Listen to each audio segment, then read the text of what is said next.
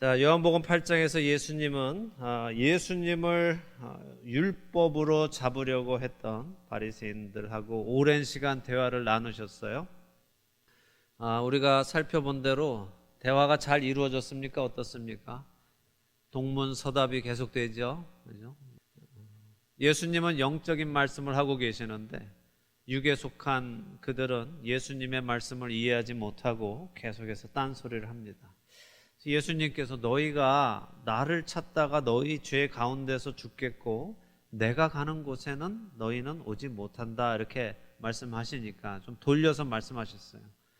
내가 가는 곳에 너희는 오지 못한다. 그랬더니 그 사람들이 어떻게 해요?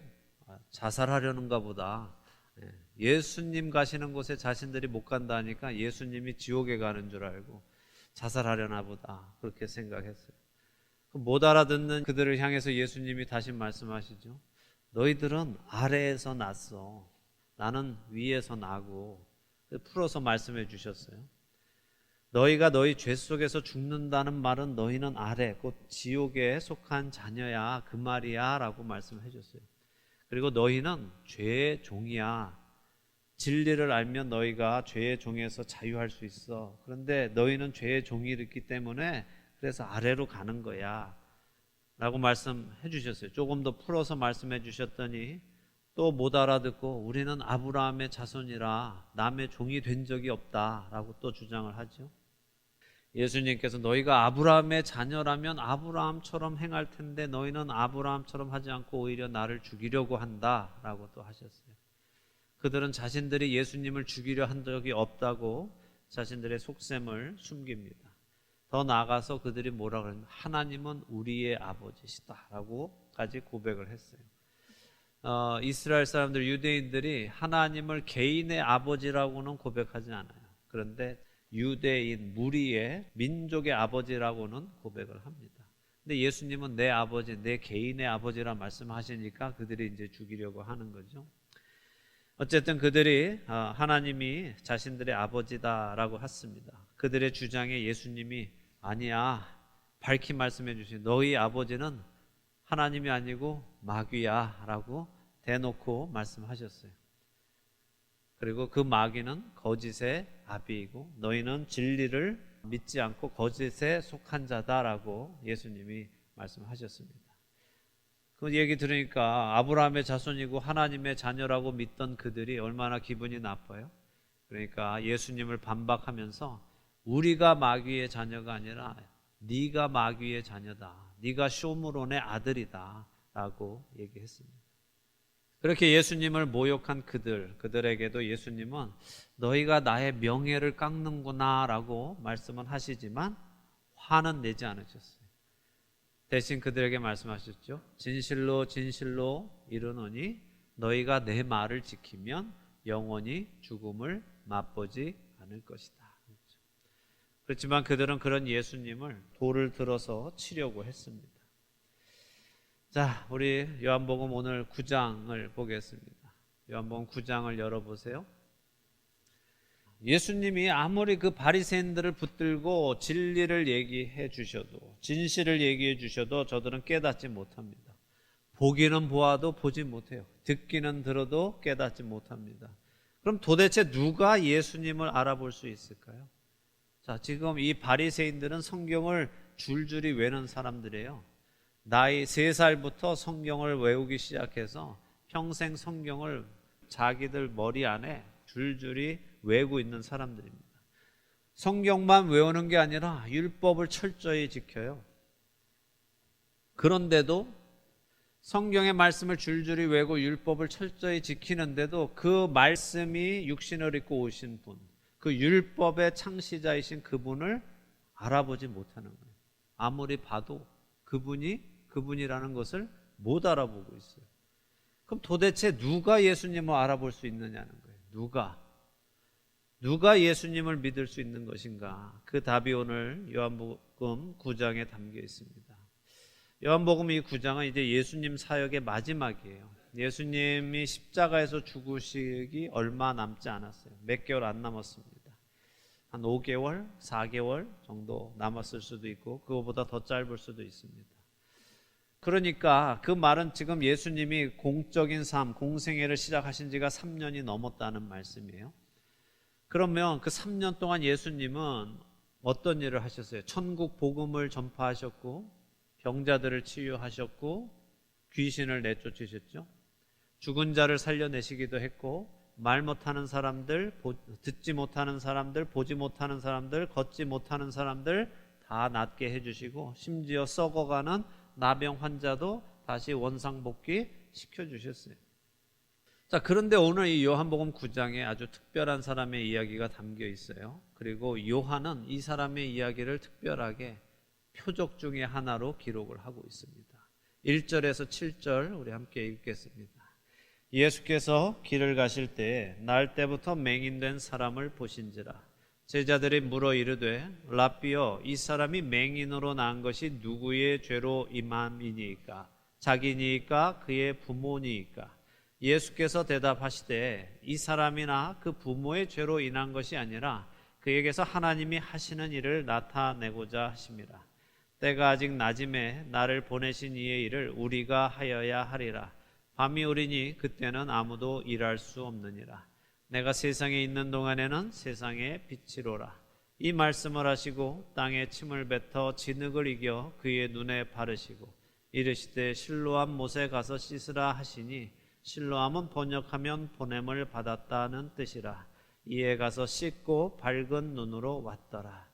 자, 어떤 사람 이야기예요? 날 때부터 맹인된 사람, 그 사람의 눈을 띄워주시는 이야기입니다. 근데 이 사람 이야기는 그동안 예수님께서 지난 3년 동안 공생애 하시면서 기적을 베푸시면서 장님의 눈을 여러 번 띄워주셨어요. 이미 그 사람들의 이야기하고는 전혀 다른 이야기입니다. 자, 한 절씩 보죠. 먼저 예수님께서 길을 가다가 날 때부터 맹인된 사람을 보셨어요. 그런데 제자들이 묻습니다. 랍비여, 선생님, 이 사람이 이렇게 맹인으로 태어난 것이 누구의 죄 때문인가요? 이 사람의 죄 때문인가요? 아니면 이 부모의 죄 때문인가요? 하고 물어봅니다. 자, 유대인들의 문화 속에서 그들의 가치관 안에서 가지고 있는 생각 중에 하나가 부모의 죄가 자손 3, 4대까지 간다는 거예요. 이해되시죠? 출애굽기 34장 7절에서 하나님께서 그러셨잖아요. 인자를 1000대까지 베풀고 악과 가실의 죄를 용서하리라. 그러나 별을 면제하지는 아니하고 아버지의 악행을 자손 3, 4대까지 보응하리라 라고 말씀하셨어요. 그래서 그 말씀을 근거로 유대인들은 부모가 죄를 지으면 그 죄에 대한 형벌이 자손 3, 4대까지 이어질 수 있다라고 믿었습니다. 그게 맞냐 틀리냐 지금 얘기하는 게 아니에요. 그 사람들이 그렇게 생각하고 있었다는 말씀 드리는 거예요. 그래서 이 사람이 맹인으로 낳은 것이 이 부모의 죄 때문입니까? 라고 물어본 것은 그런 개념에서, 그런 가치관에서 물어봤다는 거예요. 근데 또 하나 질문한 게 뭐예요? 이 사람의 죄입니까? 라고 물어보셨잖아요.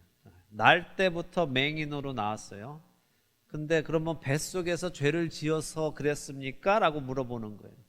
여러분들은 동의가 되세요? 아기가 뱃속에서 죄를 질 수 있어요? 없다고 생각하세요? 네. 유대인들은 있다고 생각했어요. 첫째로 창세기에서 야곱과 에서가 엄마 리브가 뱃속에서 싸웠잖아요. 그 싸웠다는 원어를 보면 서로 죽이려 했다예요. 그러니까 태아가 뱃속에서 야곱하고 에서는 서로 죽이려고 싸웠다는 거죠. 그러니까 뱃속에서도 죄를 질 수 있다는 거예요. 더 나아가서 이 바리새인들은 얼마나 죄를 또 열심히 만들어내요. 그래서 태아가 엄마 배를 발길질하면 그것도 부모를 공경하라는 십계명에 어긋나는 죄라고 그렇게 했어요. 그래서 아마 얘가 뱃속에서 엄마를 무지하게 괴롭혀서 엄마한테 큰 죄를 져서 이렇게 맹인으로 난 것이 아닙니까? 하고 지금 물어보는 거예요. 지난번 베데스다 연못 앞에서 38년 된 병자 고치실 때 우리가 나눴죠. 병과 죄가 관련이 있어요, 없어요? 있어요. 그렇죠? 병은 죄가 들어옴으로 인해서 생겨난 거라고 말씀드렸어요. 그런데 개인의 병이 개인의 죄와 관련이 있다 없다? 있을 수도 있고 없을 수도 없다. 그죠? 자, 죄인만 코로나 걸렸어요? 아니죠. 그죠? 죄인만 암에 걸려요? 아니죠. 그죠? 예. 그러니까 이제 병 자체는 태초에 하나님이 만드신 모든 보기 좋은 거에서 죄가 들어옴으로써 그 보기 좋았던 게 망가지면서 생겨난 일이 병이란 말이에요. 그래서 병이 들어왔지만 개개인이 가지고 있는 병은 그 사람의 죄와 관련될 수도 있지만 아닐 수도 있다는 거예요.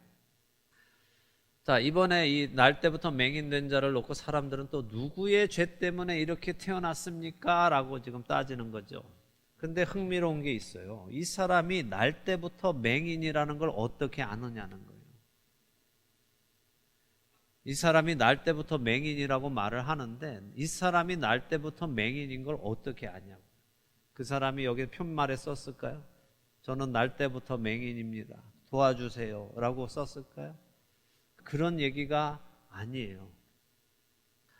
이 날 때부터 맹인이 되었다 하는 표현은 특별한 표현입니다. 지금껏 예수님께서 수많은 맹인의 눈을 뜨게 해주셨지만 그 기적하고는 전혀 다른 기적이에요. 앞으로도 계속해서 9장에서 이 사건은 예수님이 맹인의 눈을 열어주셨다 이렇게 안 하고 계속해서 날 때부터 맹인된 자라는 수식어를 계속해서 붙여요. 제자들이 이 사람이 이렇게 날 때부터 맹인으로 태어난 이유가 누구의 죄 때문입니까? 하고 묻는 제자들을 향해서 예수님은 이 사람이 맹인으로 난 것은 이 사람의 죄도 아니고 그 부모의 죄도 아니다 라고 하세요. 자, 이 말씀은 이들은 죄가 없다 그 얘기는 아니에요. 근데 이 사람이 맹인으로 난 것은 그들의 죄로 인하여 된 것은 아니다 라고 하시는 거죠. 근데 오늘 이 사람이 맹인으로 이 사람이 맹인으로 난 이유는 뭐라고요? 하나님이 하시는 일을 나타내고자 하심이다 했어요. 그리고 때가 아직 낮음에 나를 보내신 이의 일을 우리가 하여야 하리라 라고 하시죠. 그러니까 이제 예수님의 죽으심이 그때가 다가오고 있음을 말씀하시는 거예요. 그래서 하나님께서 예수님께 주신 공적인 삶의 시간이 끝나가고 있다. 그래서 얼마 남지 않은 이 시간 속에서 하나님께서 나를 보내신 목적을 내가 다 이루어야 한다 하는 말씀이에요. 그리고 그 일 중에 하나, 반드시 하나님이 보내셔서 하도록 하신 일 중에 하나가 날 때부터 맹인인 사람을 치유하는 그거다라고 말씀하시는 겁니다.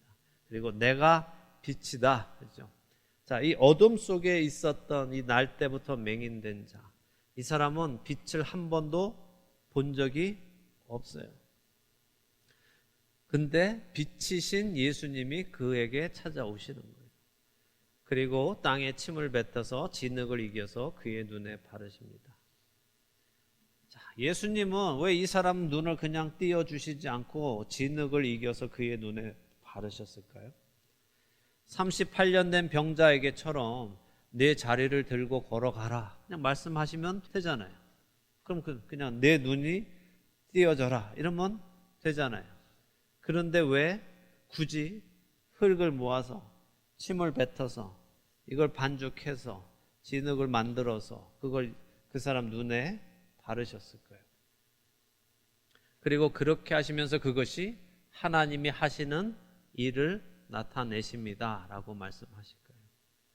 자, 대부분의 맹인들은 눈이 있어요. 눈알이 있단 말이에요. 안구가 있단 말이죠. 그래서 시력에 문제가 생겨서 맹인이 돼요. 선천적이기보다는 후천적인 경우가 많습니다. 그래서 이 대부분 안구가 있는 분들은 빛을 느껴요. 어둠과 빛의 그 차이를 느껴요. 그리고 흐리하게라도 뭐가 왔다 갔다 하는 것도 보일 수 있어요. 근데 여기 이 사람은 날 때부터 맹인인 이 사람은 아예 안구가 없는 사람이에요. 눈알이 없는 사람이에요. 이 사람이 날 때부터 맹인으로 났다는 것은 그가 눈이 없이 태어났다는 것을 의미하는 거예요. 그런 그의 모습을 보고 그의 부모들은 어떻겠어요? 아기가 태어났는데 눈알이 없어요. 여기가 움푹 패였단 말이에요. 충격적이겠죠? 뭐라고 생각하겠어요? 하나님의 저주다 라고 생각했겠죠. 하나님의 저주가 우리에게 임했다라고 생각했을 거예요. 또한 주변에 보는 사람들도 다 놀랬겠죠. 아니, 아기가 어떻게 이렇게 됐지? 무슨 죄를 졌길래 이랬겠지? 이런저런 생각하죠.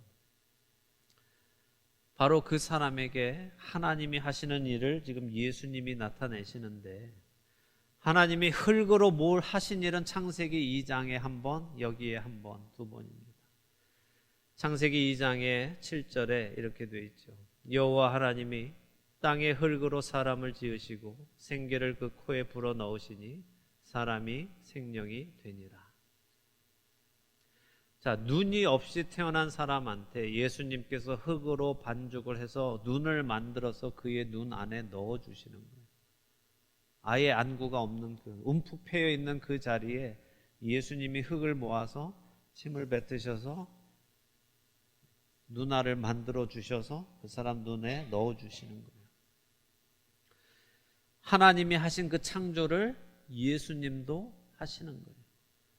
이것은 예수님이 하나님이시고 하나님의 아들이심을 보여주시는 표적인 거예요. 예수님이 그에게 눈을 만들어서 넣어 주셨어요. 그리고는 실로암에 가서 씻으라 이렇게 말씀하셨습니다.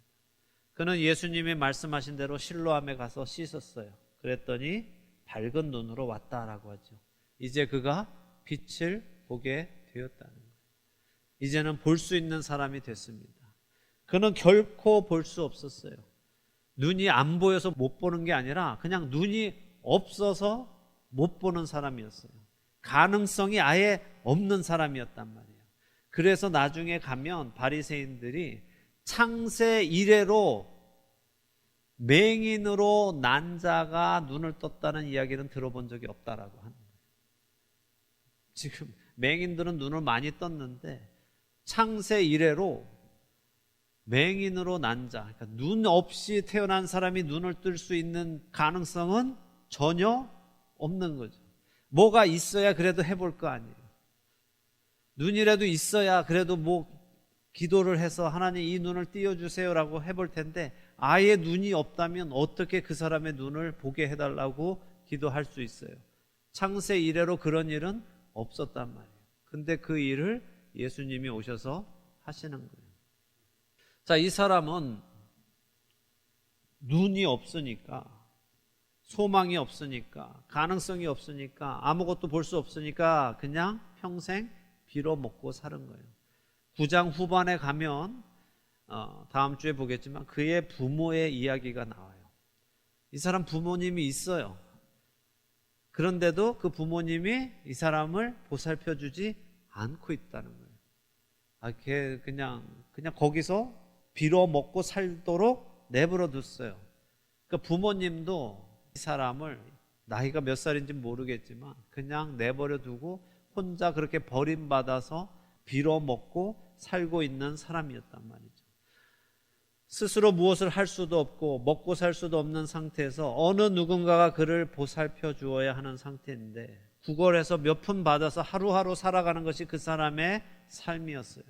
그런 그에게 예수님이 찾아오셔서 눈을 만들어 주신 거예요. 이제 그는 볼 수 있게 되었습니다. 불가능하던 것이 가능하게 되었어요. 새로운 삶을 얻게 됐습니다. 여기 날 때부터 맹인된 사람의 이야기는 여러분과 저의 이야기예요. 그는 눈이 없으니까 한 번도 본 적이 없죠? 빛을 본 적이 없어요. 자, 이런 사람에게 뭘 설명해 주기란 얼마나 어려울까요? 한 번도 본 적이 없는 사람한테 여러분은 뭔가를 설명해 주려면 어떻게 설명해 주실 수 있겠어요? 여러분이 예를 들어 떡볶이를 설명해 준다고 해보세요. 뭐라고 설명하시겠어요? 떡이라는 건 이렇게 하얀색인데 하얀색이 뭔데요? 검은색의 반대야. 검은색이 뭔데? 너 지금 하나도 안 보이잖아. 그게 검은색이야. 이거의 반대가 뭐지요? 라고 전혀 알 수 없단 말이에요. 고추장은 빨간색인데 빨간색은 뭔데요? 전혀 이해할 수 없는 거예요.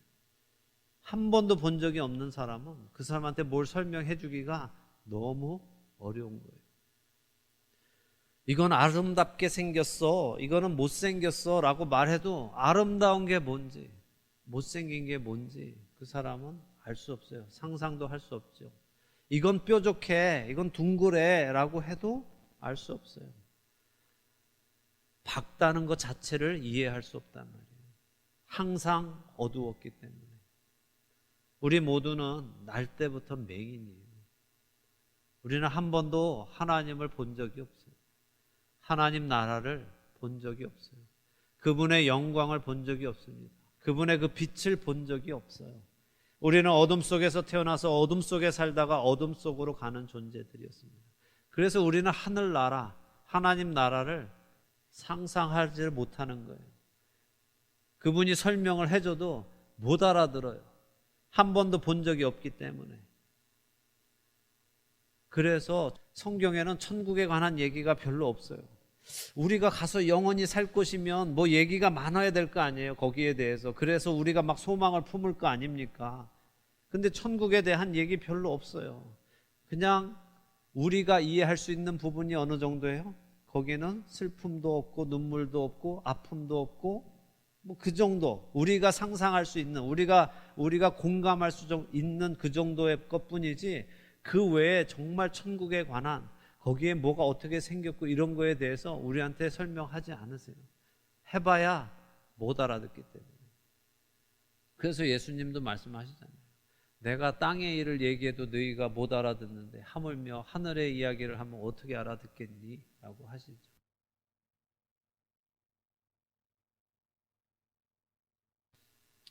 우리가 영적인 눈을 뜰 수 있는 유일한 방법은 뭐예요? 예수님이 우리를 찾아와 주시는 거예요. 오늘 이 날 때부터 맹인된 자에게 예수님이 찾아오셔서 눈을 만들어서 넣어주셔서 그 사람이 볼 수 있게 된 것처럼, 영적으로 날 때부터 맹인인 우리는 하나님을 스스로 볼 수 있는 자들이 아니라 그분이 우리를 찾아오셔서 우리에게도 영적인 눈을 만들어서 넣어주실 때 비로소 우리는 예수님을 볼 수 있게 되는 겁니다. 그런데 여기도 보세요. 눈을 만들어 주시기는 주셨는데 그냥 눈이 떠지던가요? 어떻게 해야 된다고? 실로암에 가야 되는 거예요. 하나님께로 보내심을 받은 예수님께서 말씀하신 대로 순종해야 돼요. 자, 근데 생각해 보세요. 이 맹인이 실로암에 가는 게 쉬웠을까? 실로암 가는 게 어땠을 것 같으세요? 자, 이게 옛날의 상상도예요. 지금 현재 지도 위에 상상도를 했는데, 이게 이제 다윗 이제 예루살렘 성벽이 이렇게 이제 있었어요. 그 기혼샘이 여기 바깥에, 성벽 바깥에 기혼샘이 있었단 말이에요. 그 샘물이 여기 있는데 예루살렘 성은 이 아니고, 그죠? 저 위에가 이제 성전이 있고 그렇습니다. 근데 이제 적들이 찾아오고 적들이 와서 이 성벽 바깥에를 에워싸면 이 안에는 물이 없으니까 히스기야 왕이 이 기혼샘에서부터 땅굴을 팠어요. 터널을 파서 막 들어가고, 여기서부터도 또 땅굴을 파서 양쪽으로 둘이 이제 파 들어가서 중간에서 만났어요. 그 옛날에 어떻게 그걸 팠는지는 모르겠어요. 무슨 기술로 그걸 팠는지는 모르겠지만 해서 중간에서 둘이 만나서 그 터널을 만들었단 말이에요. 근데 이 기혼샘은 살아있는 샘이에요. 물이 솟구쳐 올라오는 샘이에요. 막 솟구쳐 올라오는 그 샘에 길을 만드니까 얘가 막 흘러서 어디로 가냐면 이 실로암에 와 있거든요. 자, 다시 이제 좀 더 멀리서 본 거예요. 저 위에 보시면은 지금은 이제 황금돔이 되어 있지만 맨 위에 있는 곳이 예전에 솔로몬 성전이 있었던 곳으로 생각되는 곳이에요. 자, 근데 실로암이 여기에요. 여기 사람은 점으로 표현됩니다. 그러니까 대부분 거지들이 어디에 있었어요? 성전 주변에 있었죠. 사람들이 성전 들어갈 때 아무래도 이제 마음이 경건해지려고 하니까 조금 구걸을 더 많이 하잖아요. 하나님 앞에 가면서. 그러니까 성전 앞에 주로 있었는데, 만약에 정말 이 맹인도 성전 주변에 있었다면 거기서부터 이 길을 다 해서 내려와야 되는 거예요. 저희가 제일 높아요. 여기가 가장 낮아야 이 낮은 곳으로 차례차례 혼자서 와야 돼요. 자, 이 맹인된 사람이 실로암에 가서 얼굴 씻고 오는 게 쉽지 않은 일이에요. 쉽지 않은 일입니다. 예수님께서 제자들 중에 한 명한테 야 빌립아 얘 좀 데리고 가서 저 실로암에 가서 씻고 와라 해주시면 좀 낫을 거 아니에요. 그러면 빌립이 우리 오세요 그러고 데리고 갔다 오면 좀 쉬울 텐데 예수님이 어느 누구한테도 누구 같이 갔다 오라고 해주지 않고 그 사람에게 실로암에 가서 씻고 와라 라고만 하셨단 말이에요. 그리고 그 사람은 예수님의 말씀을 듣고 그 길을 가야 했어요. 그에게 믿음이 있었어요? 있었어요. 여러분 같으면 어떻게 하시겠어요? 여러분이 애초에 태어났는데 눈알이 없어요. 눈은 있는데 보일 수 있는 확률이 있는 게 아니라 아예 눈알이 없어요. 근데 어떤 분이 오셔가지고 막 여기다가 뭘 집어넣었어요. 그리고선 너 가서 씻고 오라 하면 가실 수 있을 것 같아요? 뭐라는 거야 이 사람이 하고 내가 장애인이라고 나한테 장난치냐고 할지도 모르죠. 근데 이 사람은 가더라는 거예요. 예수님이 가라고 하니까 그분을 믿고 일어나서 뚜벅뚜벅 만져가면서 실로암 가는 길을 알려주세요 하면서 이 사람 저 사람에게 물으면서 가는 거예요. 무슨 기대를 가지면서 갔을까요? 뭔가 일어날 것 같아 하면서 가죠. 험난한 길을 갑니다. 근데 중요한 게 이 길이 낮아지는 길이라는 거예요. 성전에서부터 계속해서 내려가서 가장 예루살렘에서 낮은 곳으로 왔을 때 거기에서 실로암을 만난다는 거예요. 그리고 그 사람은 말씀하신 대로 그곳에서 씻었습니다. 보내심 받았다. 여기 실로암이라는 이름의 이유가 기온샘으로부터 보내심을 받았기 때문에 그런 의미로 이름을 지은 거예요. 실로암, 보냄을 받았다. 거기 가서 씻었더니 눈이 떠졌어요. 태어나서 처음으로 보게 되었습니다. 빛을 보고 물을 보고 보내심 받은 그 물을 바라봤겠죠.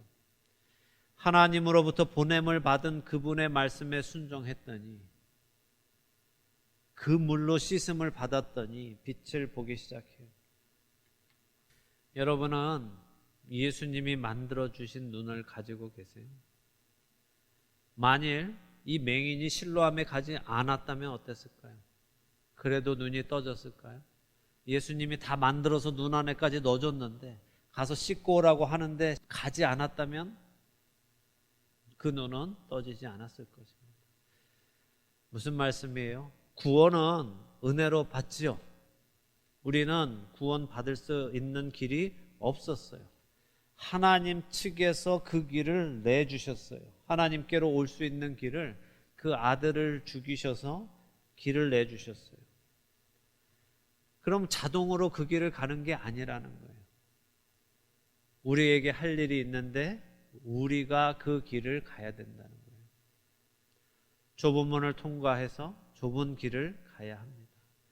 낮은 곳으로 계속해서 내려가다 보면 우리는 거기서 보내심 받은 생수의 근원 되시는 실로암이신 예수님을 만나게 돼요. 그때 그분이 우리를 씻어 주실 겁니다. 그러면 우리는 비로소 눈을 뜨고 빛을 알아보게 될 것이고 그 빛 안에 사는 새로운 삶을 살게 될 것입니다. 낮아지는 그 길, 실로암에 가서 생수 되시는 그분으로 씻음 받는 저와 여러분이 되시기를 축원합니다.